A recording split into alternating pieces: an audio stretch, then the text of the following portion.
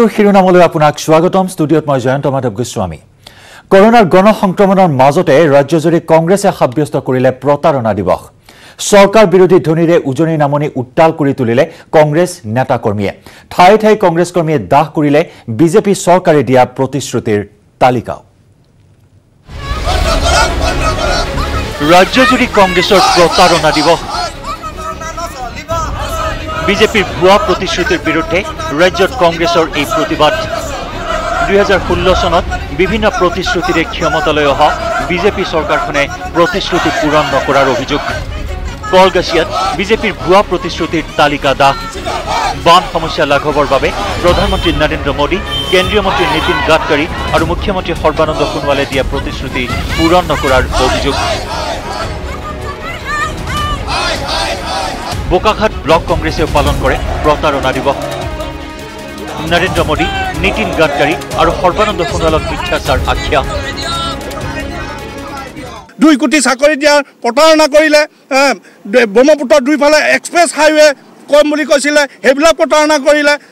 তাৰপিছত 15 লাখ টকা দিম বুলি কোৱা, স্কুটি দিম বুলি কোৱা, এই গোটেইবিলাক যে চৰকাৰবিলাকখনে প্ৰতাৰণা কৰিছে এই বিজেপি চৰকাৰখনে। সেইকাৰণে আজি আমি আমাৰ জনসাধাৰণে এই যিবিলাক আমাৰ অসমৰ দিৱস পালন কৰোঁ, ৰাভা দিৱস, বিষ্ণু দিৱস, এইবিলাক বাদ দিলে ৰাইজে আমাৰ প্ৰতাৰণা দিৱস পাতিবলৈ আৰম্ভ কৰিছে। গোলাঘাটত বিধায়িকা অজন্তা নেওগৰ নেতৃত্বত প্ৰতিবাদ। বিজেপি চৰকাৰ হুঁচিয়াৰ, অসমৰ সমস্যা নিৰ্মূল কৰক আদি শ্লোগানেৰে উত্তাল পৰিৱেশ। কেন্দ্ৰৰ চৰকাৰখনে, ৰাজ্যৰ চৰকাৰখনে কিমান প্ৰতাৰণা কৰিছে। আজি বানপানীৰ সমস্যা, গৰাখহনীয়া সমস্যা আপোনালোকে দেখিছে। আজি সোণোৱাল ডাঙৰীয়া কেৱল বানপানী চায়ে আছে। এতিয়া আপোনালোকৰ টিভিৰ পৰ্দাতে আমি দেখিছোঁ যে এতিয়া ভৰ বাৰিষাত তেওঁলোকে গোটেই বানপানী চাই আছে। চৰকাৰখনক যে কিমান মিছা প্ৰতিশ্ৰুতি দিছে সেইখিনি কথা আমি অসমৰ ৰাইজক আপোনালোকৰ জৰিয়তে আমি বিনম্ৰভাৱে গোটেই কথাখিনি চাবৰ কাৰণে অনুৰোধ জনাইছোঁ। মঙলদৈত পূব মঙলদৈত ব্লক কংগ্ৰেছৰো প্ৰতিবাদ। সৰ্বানন্দ সোণোৱাল অসমৰ মুখ্যমন্ত্ৰী, তেখেত মিথ্যাচাৰ আৰু তেখেতে সদায় মিছা কথা কৈ আমাৰ ৰাইজক আভুৱা ভাৰিছে। অদূৰ ভৱিষ্যতে এই চৰকাৰক সকীয়াই দিছোঁ যাতে বানপানীৰ আক্ৰান্ত লোকক লৈ তেওঁলোকে ৰাজনীতি নকৰে। ডিব্ৰুগড়ৰ টিংখাঙত বিজেপিৰ প্ৰতিশ্ৰুতি দলিল দাহ। টিংখাং ব্লক কংগ্ৰেছে দাহ কৰে এই দলিল। তেওঁলোকে প্ৰতিশ্ৰুতি দিছিলে অসম চুক্তিটো আখৰে আখৰে পালন কৰিম বুলি, সেয়াও ভুৱা প্ৰতিশ্ৰুতি বুলি ওলালে। তেওঁলোকে চাহ শ্ৰমিকসকলক 351 টকা হাজিৰা দিম বুলি কৈছিলে, সেয়াও ভুৱা প্ৰতিশ্ৰুতি ওলালে। তেওঁলোকে 6 জনগোষ্ঠীক জনজাতিকৰণ কৰিম বুলি কথা দিছিলে, কমিটি বনালে, বিভিন্ন ৰকমৰ অসমৰ জনসাধাৰণক অভুৱা ভৰিলে, সেইটোও ভুৱা প্ৰতিশ্ৰুতি ওলালে। কংগ্ৰেছে বনাই দিয়া বস্তুবিলাক তেওঁলোকে বিক্ৰী কৰিছে। বিক্ৰী কৰাই নহয়, সেইবিলাকক ধ্বংস কৰি নতুনকৈ বনোৱাৰ যিটো পৰিকল্পনা টিংখং সমষ্টিত তেওঁলোকৰ মানসিকতা গঢ় লৈ উঠিছে, এই ৰাজগড় ছুপাৰ মাৰ্কেটটো। শিৱসাগৰৰ শিমলুগুৰি আৰু নাজিৰাতো কংগ্ৰেছৰ প্ৰতিবাদ। Bureau' report, news 18 Assam North east. Report কাৰ্ডে সৃষ্টি কৰা মূৰৰ কামোৰণি শেষ হোৱাই নাই। এইবাৰ বিজেপি আৰম্ভ কৰিছে টিকট প্ৰত্যাশীৰ গ্ৰহণযোগ্যতাৰ ছাৰ্ভে। এটা সংগঠনৰ জৰিয়তে বিজেপি আৰম্ভ কৰা ছাৰ্ভেই এতিয়া স্বাভাৱিকতে 2021 বিধানসভা নিৰ্বাচনৰ বাবে ৰাজ্যিক সদৰ হেঙেৰাবাৰীত ভিৰ কৰি থকা টিকট প্ৰত্যাশীসকলৰ চিন্তাত লগাব আউল।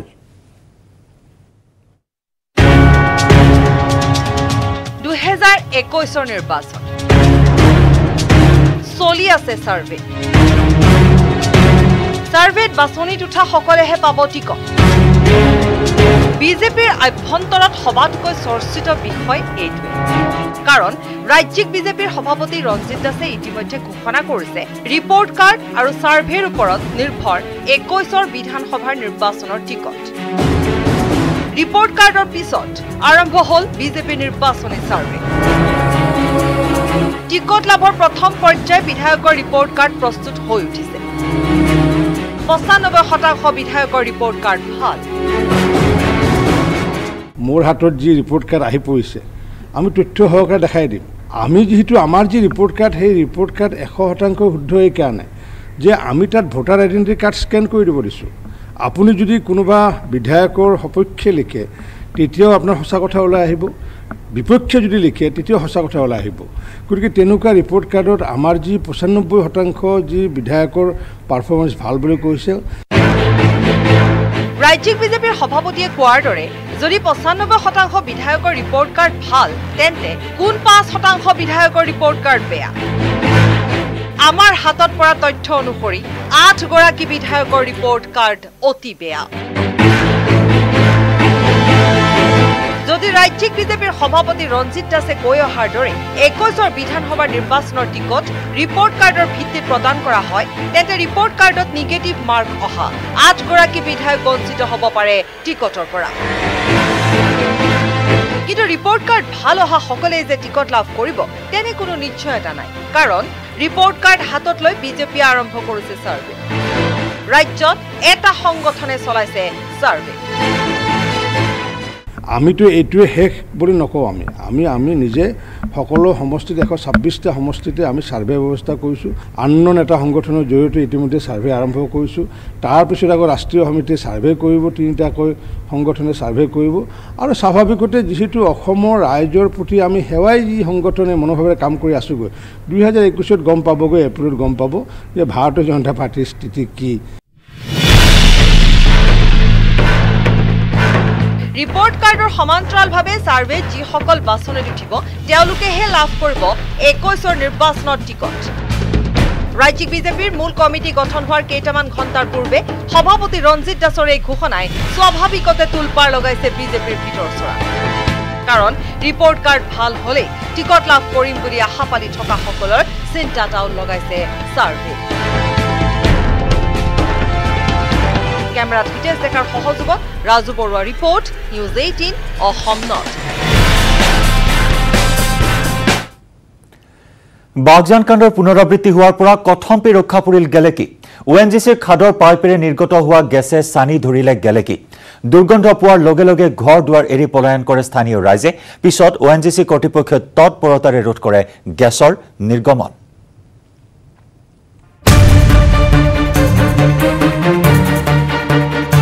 তিনিচুকীয়াৰ বাগজানৰ দৰে ঘটনা পুনৰাবৃত্তি হোৱাৰ পৰা কথম্পি ৰক্ষা পৰিল নাজিৰাৰ গেলেকীৰ এক বৃহৎ অঞ্চল গেলেকীত জিচিপি আৰু চিবিপি নামৰ তৈল খাতটোৰ পাইপলাইনৰ পৰা সোমবাৰে ভয়ংকৰভাৱে গেছ নিৰ্গত হোৱাত হাহাকাৰ লাগে স্থানীয় ৰাইজৰ মাজত আতংকিত ৰাইজে ঘৰ দুৱাৰ এৰি নিৰাপদ স্থানলৈ ঢাপলি মেলে পৰৱৰ্তী সময়ত ONGC কৰ্তৃপক্ষই তৈল খাতটোৰ পৰা নিৰ্গত হোৱা গেছ ৰোধ কৰিবলৈ সক্ষম হয় যদিও বৰ্তমানো স্থানীয় ৰাইজৰ মাজত বিৰাজ কৰি আছে আতংকই পাইপ ফুটি পচন্দ এটা শব্দ হৈছে আৰু শব্দটো গোটেইখন ধুঁৱলি কুঁৱলি হৈ গ'ল আৰু আমি খুব ভয়ো খাইছোঁ আতংকিত হৈ গৈছোঁ ৰাইজ আমাৰ গাঁৱৰ তাৰপিছতে যাতে এনেকুৱা যাতে আকৌ পুনৰাবৃত্তি নহয় আমি সেইকাৰণে অইল কৰ্তৃপক্ষলৈ আমি অনুৰোধ জনাইছোঁ নাজিৰাৰ পৰা নবুল Konwar news 18 Assam North east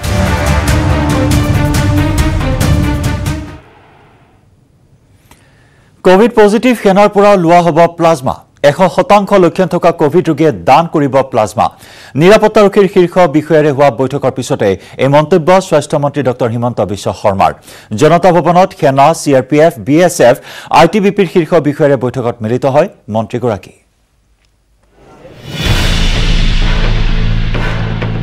সেনা অৰ্ধসামৰিক বাহিনীৰ শীৰ্ষ বিষয়াৰে মন্ত্ৰী হিমন্তৰ বৈঠক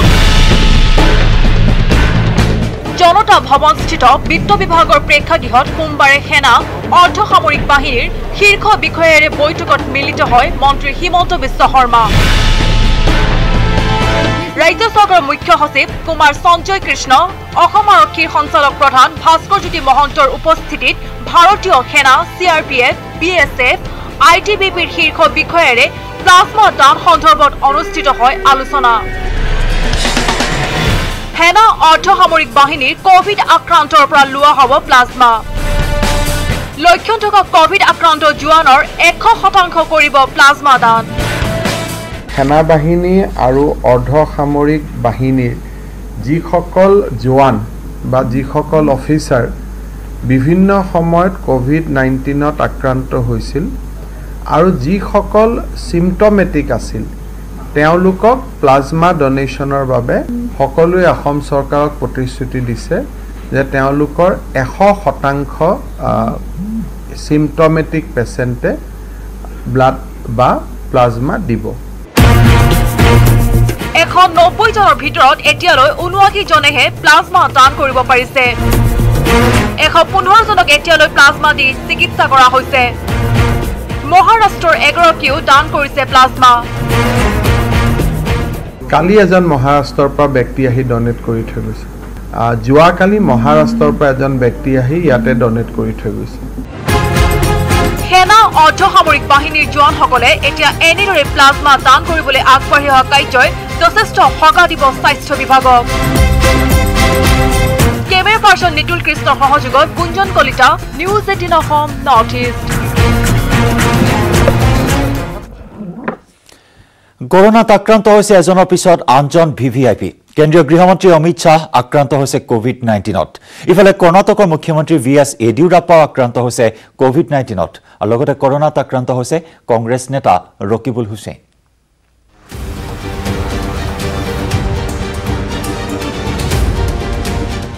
মহামাৰী কৰোনাৰ সংক্ৰমণ কিছু পৰিমাণে কমিছে, সকলোৱে স্বস্তিৰ নিশ্বাস এৰিছে, কিন্তু তাৰ মাজতে VIP আৰু VVIPৰ এটা খবৰ আহিছে।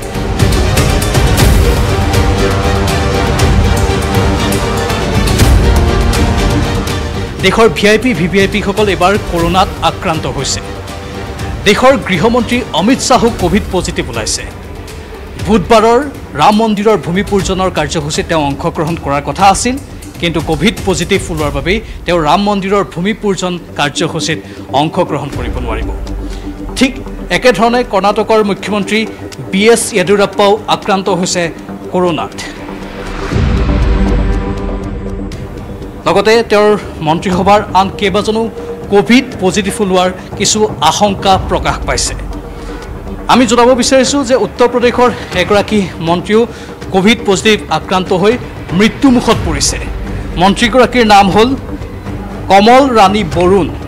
উত্তৰ প্ৰদেশৰ মন্ত্ৰী হয় তেওঁ, আৰু তেওঁ কোভিড পজিটিভ ধৰা পৰাৰ পাছতেই চিকিৎসাধীন হৈছিল, কিন্তু চিকিৎসালয়তে তেওঁৰ মৃত্যু হৈছে।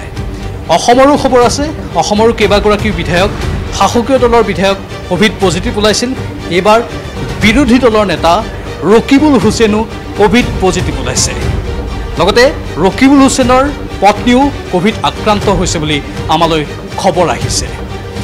যি সময়ত দেশত লাহে লাহে কৰোনা আক্ৰান্তৰ সংখ্যা কিছু কমিবলৈ আৰম্ভ কৰিছিল, সেই সময়তেই VIP আৰু VVIPসকল কোভিড পজিটিভ ওলোৱাক লৈ স্বাভাৱিকতে সকলোৰে মনত কিছু পৰিমাণে হ'লেও আকৌ এবাৰ সংশয়ৰ সৃষ্টি হৈছে। ফটো সাংবাদিক সুশান্তৰ সৈতে মই Pranjal Hazarika, news 18 Assam North east. Corona আৰু লকডাউনৰ মাজতে ৰাজ্যত অব্যাহত আছে প্ৰতিবাদৰ জোৱাৰ। ক'ৰবাত যদি কা বিৰোধী প্ৰতিবাদ, ক'ৰবাত আকৌ অখিল গগৈ মুক্তিৰ দাবীত প্ৰতিবাদ। কৰোনাৰ গণসংক্ৰমণৰ আশংকাক নেওচি চৰকাৰৰ বিৰুদ্ধে ক্ষোভ উজাৰিলে প্ৰতিবাদী জনতাই। এফালে কৰোনা ভাইৰাছৰ বিভীষিকা, আনফালে লকডাউনত স্থবিৰ জনজীৱন। দীৰ্ঘদিনীয়া লকডাউনৰ অন্তত আৰম্ভ হৈছে আনলক 3.0। স্থবিৰ হৈ পৰা জনজীৱনত আৰম্ভ হৈছে সাধাৰণ ব্যস্ততা। আনলক 3.0ৰ পহিলা দিনটোতে দেখিবলৈ পোৱা হ'ল জনসাধাৰণৰ মাজত ব্যস্ততা। সমান্তৰালকৈ আনলক 3.0ৰ পহিলা দিনটোৰ পৰাই ৰাজ্যৰ বিভিন্ন প্ৰান্তত আৰম্ভ হ'ল প্ৰতিবাদী কাৰ্যসূচীও। এফালে কংগ্ৰেছৰ প্ৰতাৰণা দিৱস আৰু আনফালে বিভিন্ন মূল ইছ্যুক লৈ বিভিন্ন দল সংগঠনে আৰম্ভ কৰিছে প্ৰতিবাদ।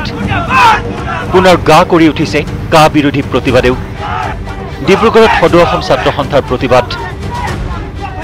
কাৰ বিৰোধিতা কৰি বিশাল বাইক ৰেলীৰে কপালে ডিব্ৰুগড়। কা বিৰোধী প্ৰতিবাদত পুনৰ কপিল, মুখ্যমন্ত্ৰীৰ গৃহ চহৰ ডিব্ৰুগড়। মুখ্যমন্ত্ৰীৰ বাসগৃহৰ সন্মুখতে সাব্যস্ত হ'ল উত্তাল প্ৰতিবাদ। মুখ্যমন্ত্ৰীৰ গৃহৰ পৰাই পুনৰ সকিয়নি, কা বাতিল কৰক, নহয় গাদী এৰক। সংস্কৃতিক শেষ কৰিবৰ কাৰণে যি ষড়যন্ত্ৰ ৰচনা কৰিছে, ইয়াৰ বিৰোধিতা কৰিছোঁ আৰু নাগৰিকত্ব সংশোধনী আইন 2019 বলপূৰ্বকভাৱে জাপি দিব বিচৰা এই কাৰ্য আমি অসমীয়া খিলঞ্জীয়া ৰাইজে কেতিয়াও নামানো। কৰোনাৰ নামৰ নাটক কৰি থকা যিখন চৰকাৰে আমাৰ খিলঞ্জীয়া অসমীয়া ৰাইজক এই কা আন্দোলন পাহৰি যাবলৈ আহ্বান জনাইছিল, কিন্তু আমি কা আন্দোলন পাহৰি যোৱা নাই। আৰু মুখ্যমন্ত্ৰী সৰ্বানন্দ সোণোৱালক আমি প্ৰত্যাহ্বান জনাইছো। আজি আপোনালোকৰ যেনেকৈ ঘৰৰ পদূলি মুখৰ পৰা আমি আজি হুংকাৰ জনাইছো, আৰু এই কা আন্দোলন সমগ্ৰ অসম ভাৰতবৰ্ষত আকৌ আমি চলাই তুলিম। ইফালে অখিল গগৈৰ মুক্তি আৰু কা বাতিলৰ দাবীত মহানগৰীৰ বৰবাৰীত কৃষক মুক্তিসহ ৭০টা জাতীয় সংগঠনে সামাজিক দূৰত্ব বজাই ৰাজপথত সাব্যস্ত কৰিলে প্ৰতিবাদ। সচলত আৰক্ষীয়ে বাধা প্ৰদান কৰাত বৰবাৰীৰ ৰাজপথত সাব্যস্ত কৰে এই প্ৰতিবাদী কাৰ্যসূচী। আমি অখিল গগৈৰ বিনা চৰ্তে মুক্তি দাবী কৰিছো। এই বিজেপি চৰকাৰখনে যিটো চৰস্থায়ী শাসন চলাইছে আৰু অখিল গগৈক আজি ৬-৭টা মাহে বন্দী কৰি ৰাখিছে, তেখেতক আমি বিনা চৰ্তে মুক্তি দাবী কাৰণে আমি ভক্ত সংগঠন একত্ৰিত হৈছো। অখিল গগৈৰ বিনা চৰ্তে মুক্তি দাবী কৰিছো। লগতে আমি কা আন্দোলন পুৰণা আৰম্ভ কৰিম। আমি চৰকাৰক সকীয়াই দিছো যে এই আন্দোলন স্তব্ধ নহয়, আৰু যি এখন খচৰা প্ৰস্তুত কৰিছে পৰিৱেশ বিৰোধী, সেই খচৰাখনৰ আমি বিৰোধিতা কৰিছো। ইফালে ৰাজপথৰ সমান্তৰালকৈ শাওনৰ পথাৰতো প্ৰতিবাদ জনালে কৃষকে। মৰাণৰ চাংমাই গাঁও পথাৰত ভূঁই ৰুই প্ৰতিবাদত সোচ্চাৰ হৈ উঠিল বিজেপি চৰকাৰৰ বিৰুদ্ধে। নাগৰিকত্ব সংশোধনী আইন বাতিলৰ দাবী আৰু অখিল গগৈক মুক্তিৰ দাবী জনোৱাৰ লগতে পথাৰ আৰু বজাৰ দখলৰ উদ্দেশ্যে এনেধৰণে প্ৰতিবাদী কাৰ্যসূচী গ্ৰহণ কৰিলে কৃষক মুক্তি সংগ্ৰাম সমিতিয়ে। মৰাণ আঞ্চলিক কৃষক মুক্তি সংগ্ৰাম সমিতি আৰু মৰাণ আঞ্চলিক ছাত্ৰ মুক্তি সংগ্ৰাম সমিতিৰ উদ্যোগত এই ভূঁই ৰোৱা কাৰ্যসূচীত অংশগ্ৰহণ কৰিলে বহু সংখ্যক পুৰুষ মহিলাই। অসমীয়া জীয়াই থকালৈকে খিলঞ্জীয়া হত্যা জীয়াই থকালৈকে কা কেতিয়াও অসমীয়া খিলঞ্জীয়া মানিব নিবিচাৰে, আৰু যি ধৰণে ভুৱা গোচৰ লগাই অখিলক কাৰাৰুদ্ধ কৰি ৰাখিছে, তেওঁক অতি শীঘ্ৰে বিনা চৰ্তে মুকলি কৰি দিবই লাগিব। অন্যথা কিন্তু ছাত্ৰ সমাজ কেতিয়াও ক্ষান্ত নাথাকে। অখিল গগৈক মুক্তি দিব লাগিব, অন্যথা আমি এই পথাৰৰ পৰা আমাক ৰাজপথলৈ নিবলৈ আমাক বাধ্য যাতে নকৰাই আমি ইয়াৰ পৰা স্পষ্টভাৱে সকীয়াই দিবলৈ বিচাৰিছো। Bureau' report, news 18 Assam North east.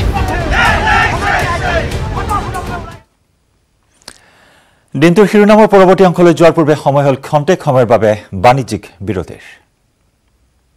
Sushant Singh ৰাজপুতৰ মৃত্যু স্বাভাৱিক নাছিল, এই সন্দেহ প্ৰকাশ কৰি খোদ মুম্বাই আৰক্ষীয়ে ৰুজু কৰিছে গোচৰ। মুম্বাই আৰু পাটনা আৰক্ষীয়ে পৃথকে পৃথকে এই ঘটনাৰ অনুসন্ধান চলাই লাভ কৰিছে বহু ৰহস্যজনক তথ্য।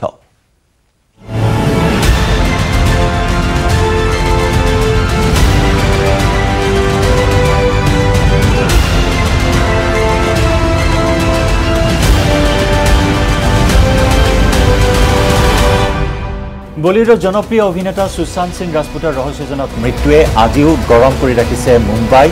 সমান্তৰালকৈ বলিউড আজি তোলপাৰ হৈ আছে সুশান্ত সিং ৰাজপুতৰ ৰহস্যজনক মৃত্যুক কেন্দ্ৰ কৰি।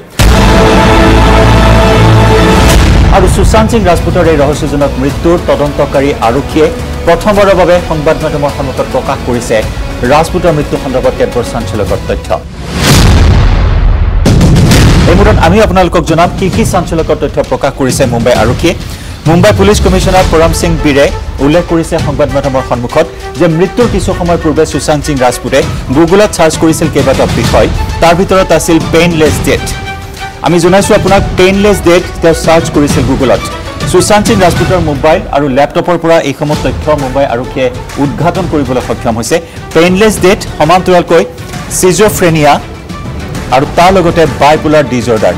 যিহেতু কোৱা হৈছে সুশান্ত সিং ৰাজপুতে বিগত 6 মাহৰ পৰা মানসিকভাৱে ভাগি পৰিছিল আৰু মনোৰোগ বিশেষজ্ঞৰ তেওঁ পৰামৰ্শ গ্ৰহণ কৰি বিভিন্ন মেডিচিনছ তেওঁ লৈ আছিল।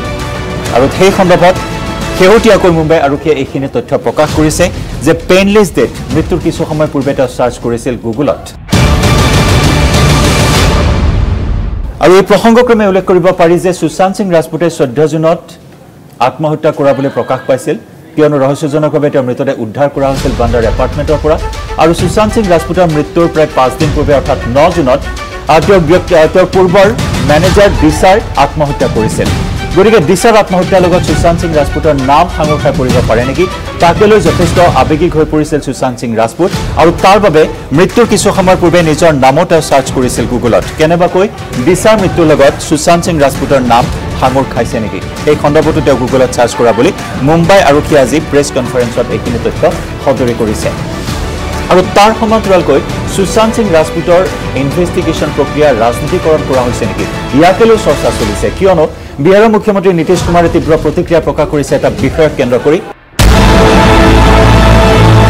বিহাৰ আৰক্ষীয়ে ইতিমধ্যে এফআইআৰ ৰুজু কৰিছে সুশান্ত সিং ৰাজপুতৰ মৃত্যু সন্দৰ্ভত তেওঁৰ পিতৃয়ে ইতিমধ্যে গোচৰ ৰুজু কৰিছে সুশান্ত সিং ৰাজপুতৰ প্ৰেয়সী ৰিয়া চক্ৰৱৰ্তীৰ বিৰুদ্ধে সুশান্ত সিং ৰাজপুতৰ একাউণ্টৰ পৰা 15 কোটি টকা হৰলকি কৰা বুলি অভিযোগ উত্থাপন কৰি এফআইআৰ দাখিল কৰা হৈছে আৰু এই তদন্ত কৰিবলৈ মুম্বাইত উপস্থিত হৈছে বিহাৰৰ এগৰাকী আৰক্ষী অধীক্ষক আৰু সেই আৰক্ষী অধীক্ষকগৰাকীক বিএমচিয়ে কোৱাৰেণ্টাইন কৰিছে ইয়াৰ প্ৰতিবাদ কৰিছে বিজেপিয়ে মুম্বাইত আজি বিএমচিৰ কাৰ্যালয়ত বিজেপিয়ে সাব্যস্ত কৰিছে প্ৰতিবাদ আৰু তাৰ সমান্তৰালকৈ বলপূৰ্বকভাৱে কোৱাৰেণ্টাইন কৰা বিষয়টোত বিহাৰৰ মুখ্যমন্ত্ৰীগৰাকীয়ে তীব্ৰ প্ৰতিক্ৰিয়া প্ৰকাশ কৰিছে আৰু শেহতীয়াকৈ মুম্বাই আৰক্ষীৰ এই ইনভেষ্টিগেশ্যনে যিসমূহ তথ্য লাভ কৰিছে সুশান্ত সিং ৰাজপুতৰ তদন্ত প্ৰক্ৰিয়াত এক নতুন গতি প্ৰদান কৰিব বুলি আশা কৰা হৈছে ইতিমধ্যে মুম্বাই আৰক্ষীয়ে বিভিন্নজনক সোধা পোছা কৰিছে ছবি নিৰ্মাতা মহেশ ভাট আদিত্য চোপ্ৰা সমান্তৰালকৈ সঞ্জয় লীলা ভাঞ্চালী আদি কেইবাগৰাকীও প্ৰখ্যাত চলচ্চিত্ৰ নিৰ্মাতা সোধা পোছা কৰা হৈছে আৰু তাৰ সমান্তৰালকৈ সুশান্ত সিং ৰাজপুতৰ সমগ্ৰ দেশজুৰি থকা অনুৰাগীসকলে দাবী কৰিছে যে অতি শীঘ্ৰে ন্যায় লাভ কৰক সুশান্ত সিং ৰাজপুতে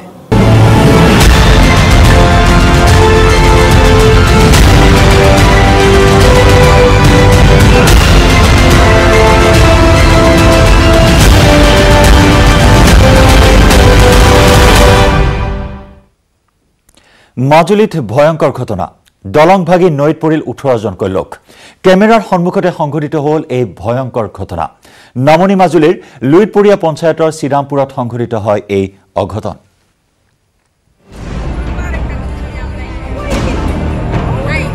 গৈছিল উদ্ধাৰ কৰিবলৈ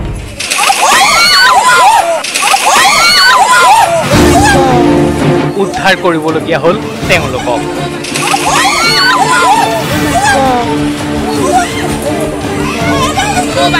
দেখিলে ভয় লগা দৃশ্য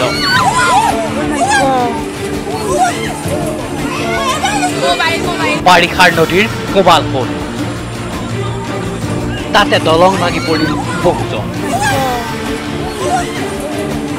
লগে লগে সোঁতে উটুৱাই নিলে কেইবাজনকো নামনি মাজুলীৰ লুইতপৰীয়াৰ শ্ৰীৰামপুৰৰ ঘটনা এয়া বাৰিষাৰ ব্ৰহ্মপুত্ৰৰ গতি কোবাল হ'ল ঘাঁহ কাটিবলৈ যোৱা 3জন লোক নাওসহ নিয়ন্ত্ৰণহীন হৈ পৰিছিল খুঁটিটোত আৰু তিনিওকে উদ্ধাৰ কৰিবলৈ খুঁটিটোৰ ওপৰত থকা বাঁহৰ দলংখনতে গোট খাইছিল প্ৰায় অৰ্ধশতাধিক লোক বাঁহৰ দলংখনতে খাপ পিটি লোক 3জনক উদ্ধাৰ কৰিছিল স্থানীয় লোকসকলে দলঙৰ ওপৰলৈ তুলিবলৈ চেষ্টা কৰিছিল সৰু নাওখনক সকলো ঠিকেই আছিল পিছে বাঁহৰ দলংখনে সহিব নোৱাৰিলে অতবোৰ মানুহৰ ভাৰ চকুৰ সন্মুখতে মেৰমেৰাই ভাগি পৰিল বাঁহৰ দলংখন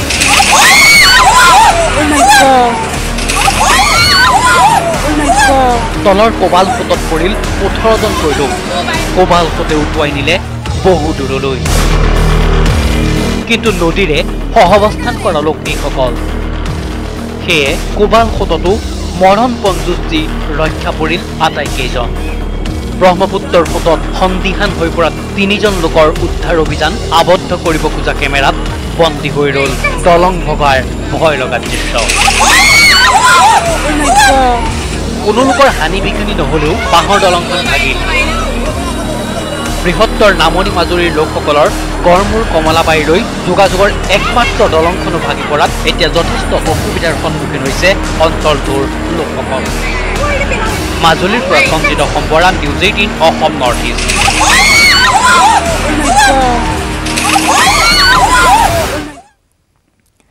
টিয়ক সমষ্টিৰ বানাক্ৰান্তৰ কাষত মৰিয়নিৰ বিধায়ক ৰূপজ্যোতি কুৰ্মী বানাক্ৰান্তক বান সাহায্য আগবঢ়াই ক্ষোভ প্ৰকাশ কৰিলে চৰকাৰৰ বিৰুদ্ধে বিধায়ক ৰূপজ্যোতি কুৰ্মীৰ পিঠিত চাউলৰ বস্তা খেলাও টানিলে মৰিয়নিৰ বিধায়কগৰাকীয়ে বানাক্ৰান্তৰ মাজত নিজে বিলালে সাহায্য সামগ্ৰী এয়া টিয়কৰ বানাক্ৰান্তৰ মাজত মৰিয়নিৰ বিধায়ক ৰূপজ্যোতি কুৰ্মী আজি 10-12 দিনে টিয়কৰ চিন্তামণিকৰ অঞ্চলৰ প্ৰায় 400টা পৰিয়াল পানীৰ মাজত কিন্তু মৰিয়নিৰ বিধায়কগৰাকীৰ অভিযোগ এই লোকসকলে পৰ্যাপ্ত পৰিমাণে পোৱা নাই চৰকাৰী বান সাহায্য সেয়ে মৰিয়নিৰ বিধায়কগৰাকীয়ে নিজে আগভাগ লৈ মৰিয়নি NSUI ব্লক কংগ্ৰেছ মজদুৰ কংগ্ৰেছৰ সহযোগত বানাক্ৰান্তৰ মাজত বিলালে খাদ্য আৰু প্ৰয়োজনীয় সা সামগ্ৰী মৰিয়নি সমষ্টিৰ যুৱ কংগ্ৰেছ কমিটি NSY মজদুৰ কংগ্ৰেছ আৰু পূবজোৱাত ব্লক কংগ্ৰেছ সকলোৱে সহায় কৰিছিল মৰিয়নিবাসী ৰাইজে সহযোগিতা কৰিছিলে যি পাৰিছিলোঁ চাউল দাইল পিঁয়াজ আলু চিৰা গুড় মুড়ি কাপোৰ চেণ্ডেল নেপকিন বিস্কুট বিভিন্ন ধৰণৰ সামগ্ৰী আনিছিলোঁ কিঞ্চিত সকলো ৰাইজৰ আগতে নমস্কাৰ জনাই কৈছোঁ আমি যি পাৰিছোঁ আনিছোঁ আপোনালোকক সহায় কৰিবলৈ বিধায়ক ৰূপজ্যোতি কুৰ্মীক কাষতে পাই আনন্দতে এজলুকা আশীৰ্বাদো দিলে বয়োজ্যেষ্ঠ বান আক্ৰান্তই তেখেতৰ ভৱিষ্যত উজ্জ্বল কামনা কৰি ভাগি ভগৱন্তৰ চৰণাবিন্দা বিজয় হৰি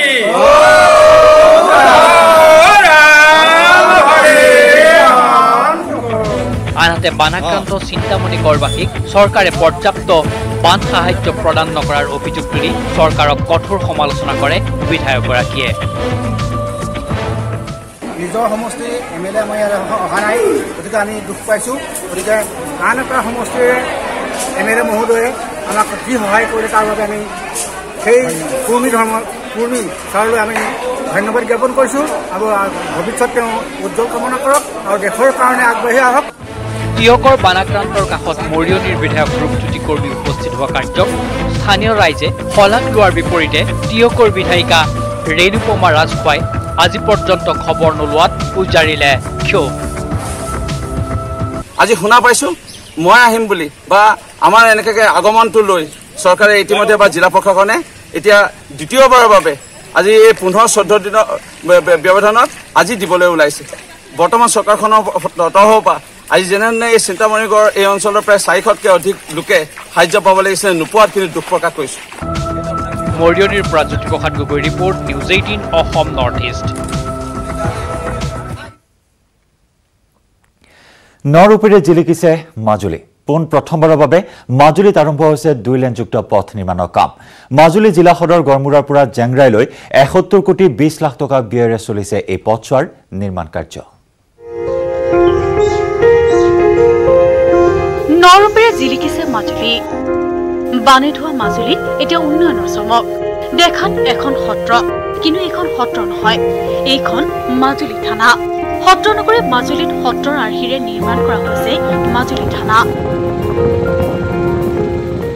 যিখন থানা আমাৰ মাজুলীবাসীৰ কাৰণে উৎসৰ্গা কৰিলে সেইখন থানা 1923 চনতে প্ৰতিষ্ঠিত ইতিহাস জড়িত হৈ আছে মুখ্যমন্ত্ৰী মহোদয়ে এই 4 বছৰৰ ভিতৰত মাজুলীত যিমানখিনি উন্নয়ন কৰিলে স্বাধীনতাৰ পিছত তেনেকুৱা আমি উন্নতি দেখিবলৈ পোৱা নাই কেৱল এইখন আৰক্ষী থানাই নহয় মাজুলীত সমান্তৰালভাৱে চলিছে বহুকেইটা প্ৰকল্পৰ কাম মাজুলীত পোনপ্ৰথমবাৰৰ বাবে আৰম্ভ হৈছে 2 লেনযুক্ত পথ নিৰ্মাণৰ কাম মাজুলী জিলা সদৰ গড়মুৰৰ পৰা জেংৰাই 2 লেনযুক্ত পথ 71 কোটি 20 লাখ টকা ব্যয়েৰে নিৰ্মাণৰ কাম চলি আছে আনহাতে ইতিমধ্যে সম্পন্ন হৈছে আন বহুকেইটা পথৰ নিৰ্মাণ কাৰ্য সৰ্বানন্দ সোণোৱাল ডাঙৰীয়াই মাজুলীৰ সমস্যাসমূহক সম্পদলৈ কেনেকৈ ৰূপান্তৰ কৰি মাজুলীক বিশ্বৰ মানচিত্ৰত এক নতুন দিগন্তৰে জিলিকাই তুলিব পাৰি মাজুলীৰ বিভিন্ন চুকে কোণে বিভিন্ন উন্নয়নমূলক কাম কাজেৰে মাজুলী মানুহৰ জীৱনক কিদৰে উদ্ভাসিত কৰি তুলিব পাৰি তাৰ বাবে নিশ্চিতভাৱে তেখেতে সুন্দৰ পদক্ষেপ লৈছে আৰু আমি সঁচাই আনন্দিত আমি গৌৰৱ অনুভৱ কৰিছোঁ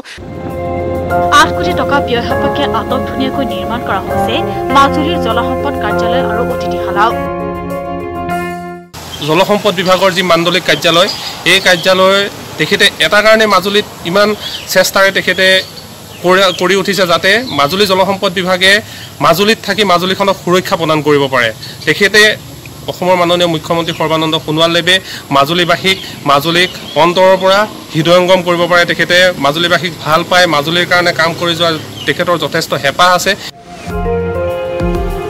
মাজুলীবাসীৰ ৰাইজৰ সুবিধা হোৱাকৈ 1 কোটি টকা ব্যয়েৰে নিৰ্মাণ হৈ উঠিছে মাজুলী ভৱন ইয়াৰ উপৰিও মাজুলী জিলা ঘোষণা কৰাৰ পাছত মাজুলীত 1500 কোটিৰ ওপৰত বিভিন্ন বিভাগৰ অধীনত কাম চলি আছে মাজুলী থানা মাজুলী ভৱন জলসম্পদ বিভাগৰ কাৰ্যালয়কে ধৰি সম্পূৰ্ণ হোৱা বহুকেইটা প্ৰকল্প মঙলবাৰে মুকলি কৰিব সমষ্টিটোৰ প্ৰতিনিধি মুখ্যমন্ত্ৰী সৰ্বানন্দ সোণোৱালে মাজুলীৰ পৰা Sanjit Sambara news 18 Assam North east